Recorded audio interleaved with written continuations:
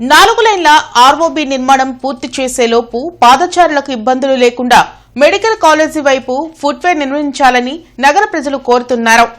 4 లైన్ల శంకర్ విలాస్ బ్రిడ్జ్ నిర్మాణం చేపట్టి దాదాపు సంవత్సరం కాలం కావస్తుంది. శంకర్ విలాస్ పాత బ్రిడ్జ్ కూల్చిన దగ్గర నుంచి నగర ప్రజలు విపరీతమైన ట్రాఫిక్ కష్టాలను ఎదుర్కొంటున్నారు.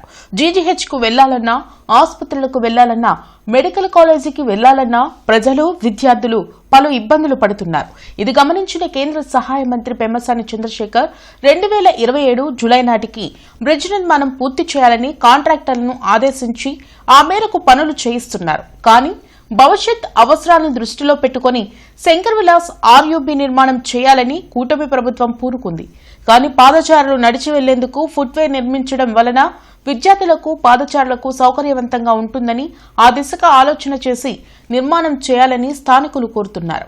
చాలామంది ప్రజలు ఇటు నుంచి అటు వెళ్ళాలంటే చాలా ఇబ్బందికరంగా ఉంది. ముఖ్యమైన గవర్నమెంట్ జనరల్ హాస్పిటల్, కోర్టు, తర్వాత మెడికల్ కాలేజీ, ఈ ప్రధానమైన హాస్పిటల్ అటుపక్కే ఉండటంలో ప్రజలు చాలా ఇబ్బందులు ఎదుర్కొంటూ ఉన్నారు. అటువైపు 3 వంతెనల వైపు కానీ లేదా స్తంభాల గారు కంకరగుంట గేటు దగ్గర కానీ వర్షం పడితే చాలా ఇబ్బందికరమైన పరిస్థితులు ఏర్పడుతున్నాయి.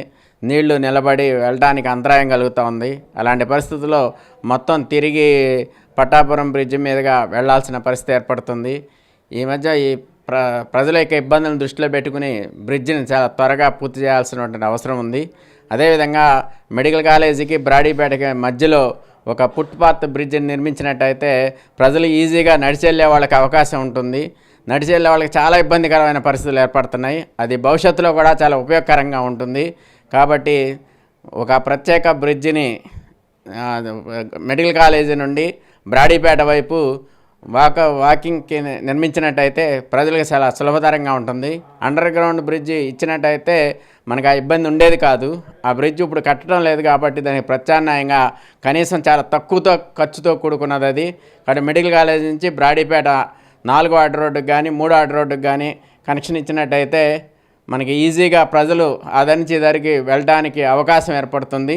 ఆ గోడలు కూడా పగలగొట్టి మధ్యలో వెళ్ళేటువంటి ప్రయత్నం ప్రజలు చేయరు. ఇప్పుడు దాదాపు ఎక్కడో చోట గోడలకు కన్నం పెట్టి ఆ గోడలను పడగొట్టి వెళ్ళడం జరుగుతూ ఉంది. దాన్ని నిరోధించాలి అంటే తప్పనిసరిగా ఒక ఫుట్పాత్ బ్రిడ్జిని నిర్మించినట్టయితే చాలా ఉపయోగకరంగా ఉంటుంది. ఏదేమైనా ఈ బ్రిడ్జి ప్రధానమైంది గుంటూరు 1, 2 నియోజకవర్గాలు కలపడానికి. కాబట్టి దాన్ని త్వరలో పూర్తి చేస్తే ప్రజలు ఇబ్బందుల నుంచి బయటపడతారని, ఈ విధంగా ప్రభుత్వ అధికారులు చర్యలు తీసుకోవాలని కోరుతున్నాను.